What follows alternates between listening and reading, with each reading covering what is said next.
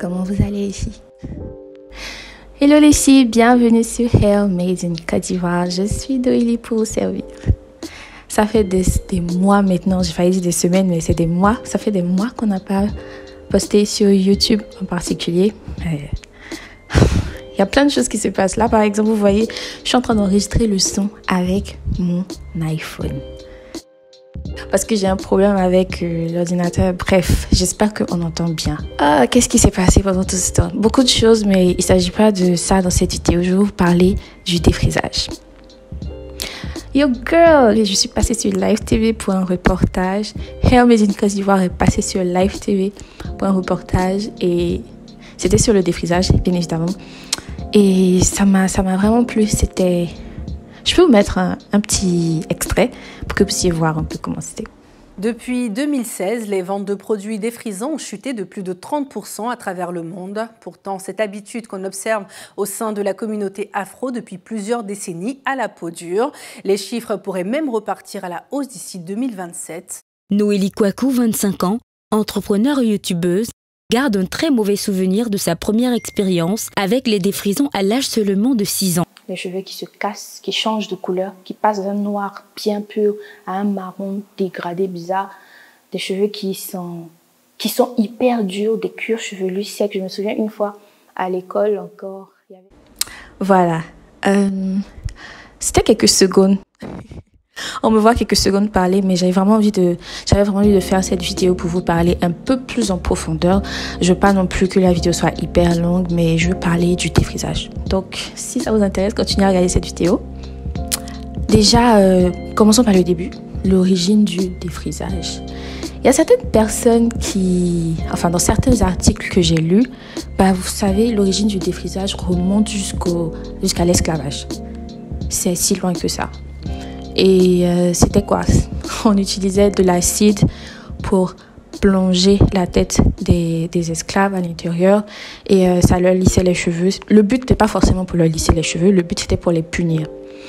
Donc au départ, vous imaginez, je vous mets un peu le décor. On vous attrape de force, on vous coupe les cheveux parce qu'avant, nos cheveux c'était notre identité. On pouvait reconnaître une tribu, un clan par la coiffure qu'ils avaient. Donc on coupait les cheveux pour que on vous enlevait votre identité. Et vous vous imaginez, ils prennent des gens, on suppose en Côte d'Ivoire ou bien en tout cas en Afrique, au Ghana, je sais pas où. Et vous allez monter dans un bateau, aller jusqu'en Amérique, aller je ne sais où. Ça va prendre des semaines, je suppose même des mois de voyage, n'est-ce pas? Je suppose. Hein? Et vous avez les cheveux coupés, vous ne vous lavez pas, vous êtes enfermé dans un endroit bizarre, sans vous laver, sans vous occuper de vos cheveux et tout. Et le temps où vous arrivez là-bas, vos cheveux sont dans un état pitoyable. Et on ne va pas oublier votre propre santé mentale et tout. Mais là, comme on parle des cheveux, on va se concentrer sur les cheveux. Mais votre propre santé mentale est détruite en fait. Pendant l'esclavage, la priorité des gens, ce n'était pas les cheveux.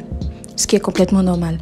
Et vous savez que nous, nos cheveux, si on ne s'en occupe pas, c'est difficile. Ils sont difficiles à gérer pour n'importe quel cheveu. Et ça te perd, ça enlève cette humanité, cette dignité, ce droit qu'on a de prendre soin de nous en fait. Bref, les colons, pour punir un esclave, avaient cette habitude aussi de mettre la tête des esclaves dans de l'acide. Bien sûr, les brûlures et tout ça, voilà, c'était pour les punir. Mais ils se rendaient compte aussi, quand je dis ils se rendaient compte, les colons comme les noirs eux-mêmes, que ça lissait les cheveux. Et vous savez que, par exemple, je prends l'exemple des femmes noires, ou n'importe qui, on vous envoie, on vous dit, ouais, venez vous occuper de cette femme blanche-là, vous leur lavez les cheveux, vous leur peignez les cheveux, vous faites tout pour eux, parce qu'avant, ce temps-là, franchement, tu faisais tout. J'ai même vu des photos de femmes noires qui allaitaient les enfants des femmes blanches.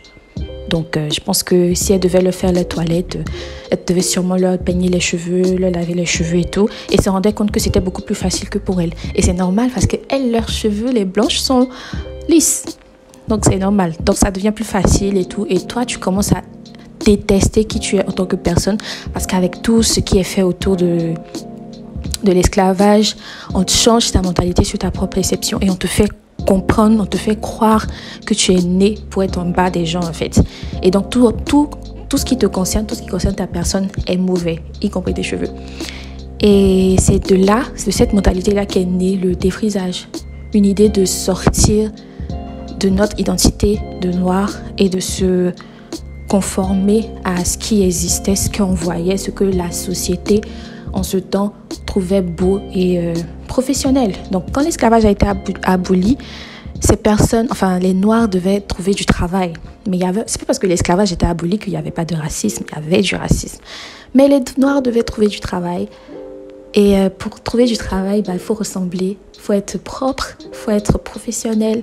Et nos cheveux n'étaient pas considérés professionnels. Donc c'est là que sont venus les lisseurs, le défrisage et ce genre de choses-là. Et franchement, rien que pour l'histoire même du défrisage, moi j'ai pas envie de me défriser. Quand j'ai découvert ça, je me suis dit, niet. Mais si ça ne vous suffit pas, il y a aussi les dangers du défrisage sur la santé. Je vais essayer de vous mettre des articles que j'ai pu lire, ou alors, en tout cas, pour vous mettre sur la voie des recherches. Je pense que vous pouvez aller voir dans des articles beaucoup plus poussés, voilà. Mais il a été découvert récemment que le défrisage pouvait causer ou alors favoriser le cancer de l'utérus. Donc je lis ici l'extrait de Doctissimo qui dit ceci. Le défrisage est une technique composée de produits chimiques qui vient modifier l'ADN du cheveu pour le rendre extrêmement raide. Donc il y a 2 types de défrisage. Il y a le défrisage alcalin et thiolé. Je sais pas ce que ça veut dire, mais bon. Donc je lis l'article. Il dit ceci, le plus léger, c'est le thiolé. Il est proposé majoritairement pour les cheveux type caucasien, car il détruit 30% des liaisons, contrairement au défrisage alcalin, qui détruit 90% des liaisons. Ce dernier est plutôt destiné aux cheveux très frisés à crépus. Les deux s'utilisent de la même manière. Il s'agit d'une crème que l'on applique d'abord sur la nuque. On vient plaquer les cheveux avec le dos d'un peigne, etc., etc. Je pense que vous savez déjà à quoi ça ressemble, la pratique du défrisage. Mais ça vient détruire, ce qu'on doit retenir, c'est que ça vient détruire la structure du cheveu pour le faire passer de cheveux crépus avec des boucles, des ondulations, à un cheveu lisse et raide. Voilà. Donc, c'est déjà ça fragilise même la structure du cheveu et ça fragilise même l'aspect du cheveu. Donc, est-ce que c'est pas possible d'avoir les cheveux défrisés et beaux? Si, c'est possible. Bien sûr que c'est possible. Mais moi, je me dis que, quitte à avoir les cheveux lisses, je préfère me lisser les cheveux que d'utiliser le défrisage. Rien que pour l'aspect de la santé de mes cheveux. Mais la première chose qui fait que moi j'ai arrêté de me défriser, c'est l'origine du défrisage avec toute cette ambiguïté, avec l'esclavage, le racisme, le colorisme, texturisme, tout ça, tous ces ismes-là, ça m'a convaincue en fait. Et si la santé de vos cheveux en eux-mêmes ne vous dérange pas plus que ça, il y a la santé de votre corps. Il y a une étude américaine qui a associé les produits chimiques utilisés dans le défrisage à un risque plus élevé de cancer de l'utérus. Et je lis ici, contrairement à d'autres produits capillaires comme les teintures ou les permanentes. Voilà. Je vais essayer de retrouver les liens, mais il y a une femme qui a attaqué en justice une entreprise de produits capillaires, je crois même que c'était de défrisage, parce qu'elle avait eu un cancer de l'utérus. Donc, je lis ici. Le NIH, the National Institute of Health, s'est intéressé aux produits chimiques utilisés par les femmes pour lisser durablement leurs cheveux frisés, bouclés ou crépus. L'opération qui consiste à modifier la texture des cheveux en question pour les rendre raides ne serait pas sans risque pour la santé. C'est en tout cas la conclusion d'une étude menée auprès de 33 497 femmes africaines de 35 à 75 ans. De 35 à 74 ans. Elles ont été suivies de près pendant 11 ans. Cette étude, à l'issue de laquelle 378 cas de cancer de l'utérus ont été diagnostiqués, ont montré que les femmes qui avaient recours à des produits chimiques pour lisser leurs cheveux avaient un risque plus important de développer un cancer de l'utérus par rapport à celles qui n'en utilisaient pas. Je ne sais pas pour vous, mais le cancer de l'utérus, ça ne m'intéresse pas. Pas du tout. En tout cas, les raisons sont là. Les raisons d'abandonner le défrisage sont là. Si ce n'est que pour l'origine même du défrisage, pour les dégâts que ça fait sur nos cheveux et même pour les risques de problèmes de santé énormes, notamment le cancer de l'utérus, je pense que ça fait de bonnes raisons pour laisser tomber le défrisage. Moi, mon expérience avec le défrisage, c'était quoi? Voilà, quand j'étais plus jeune, je me défrisais les cheveux depuis très tôt. Je pense que j'avais peut-être même 6 ans. Hein. Aussi longtemps que je me souvienne, j'avais les cheveux défrisés. Mais c'était une expérience vraiment désagréable pour moi. Et à un moment, au fil des années, mes cheveux ont commencé à se casser. Alors que j'avais beaucoup de cheveux. Hein. J'ai pas les cheveux super épais, mais j'ai beaucoup de cheveux. Et mes cheveux ont commencé à se casser, à arrêter de pousser, à toujours se casser. Je me souviens, une fois, je m'habillais dans mon uniforme d'école et je me préparais pour aller à l'école, tu vois. Et je me peignais les cheveux et je me rendais compte qu'à chaque fois que je me peignais les cheveux, j'avais plein de petits cheveux qui se cassaient. Parce que mais de toute façon, même en étant défrisée, je ne m'en occupais pas. Donc c'est normal qu'ils se cassaient autant. Hein. C'est normal. Parce que je sais que tu peux avoir les cheveux défrisés et qu'ils soient en bonne santé. Voilà. Même longs et tout ça, je sais. Mais ce n'était pas mon cas. Parce que je ne savais pas. Tout ce que je faisais, c'était laver mes cheveux, mettre un pré-shampoing, boucler et c'est tout. Mais franchement, j'ai commencé à avoir les cheveux ternes, durs, cassants et ils commençaient à changer de couleur. C'est-à-dire qu'ils devenaient de moins en moins noirs.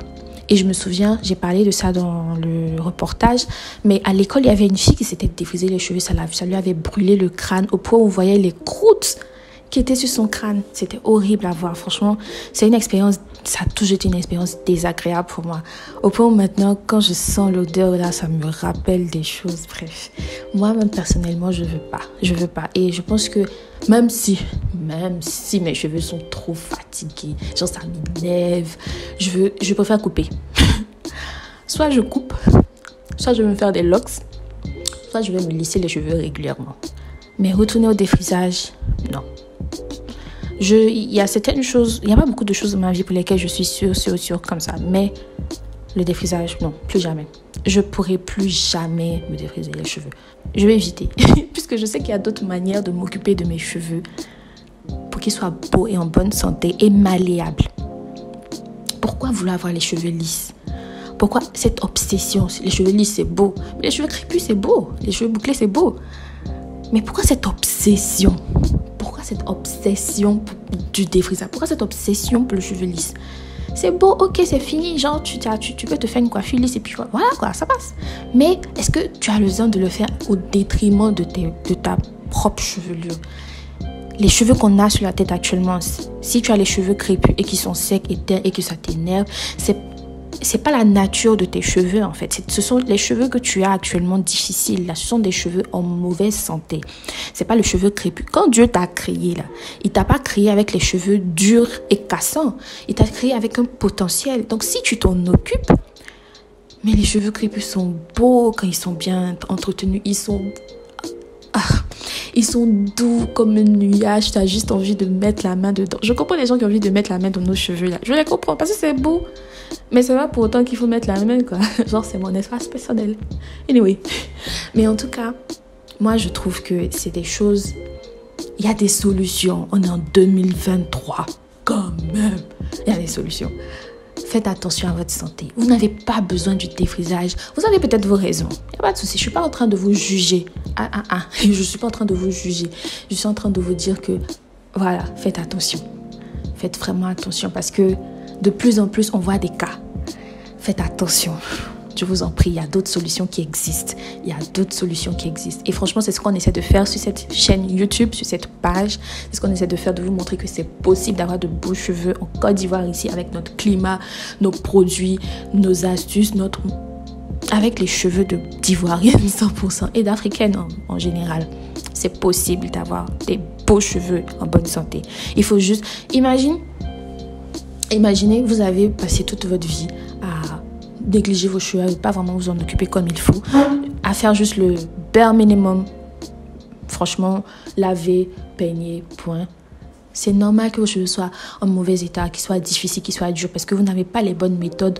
On ne vous a pas appris les bonnes méthodes. C'est normal. Donc, il faut juste apprendre les bonnes méthodes, la bonne manière de peigner, les bons soins, les bons gestes. Et c'est tout. Ça va pas se faire. Le problème, c'est que les gens veulent que ça se fasse comme ça. Bon, attends. Voilà. Les gens veulent que ça se fasse comme ça, tu vois. Alors que c'est pas possible.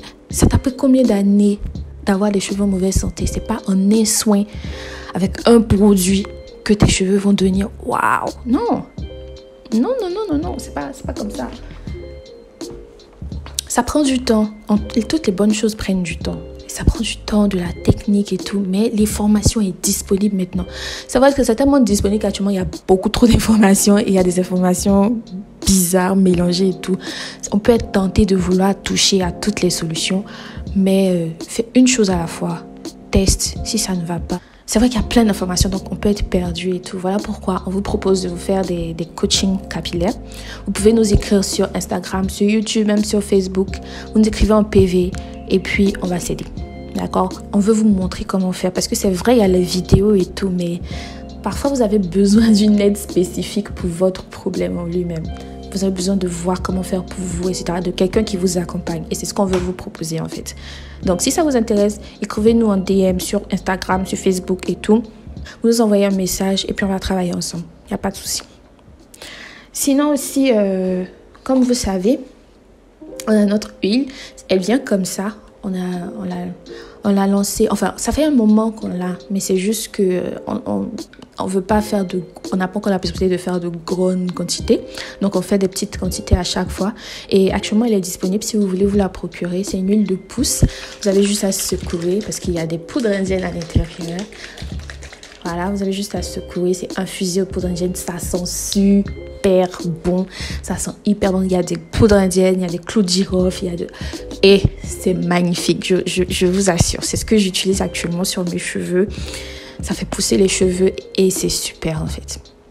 Franchement, je vous conseille. Si vous aimez les huiles et les herbes, tout ça, je vous assure, vous allez adorer cette huile. Voilà les filles, je ne veux pas trop m'étaler, même si je me suis quand même un peu étalée, mais je voulais vraiment faire cette vidéo pour vous encourager et vous dire que c'est possible.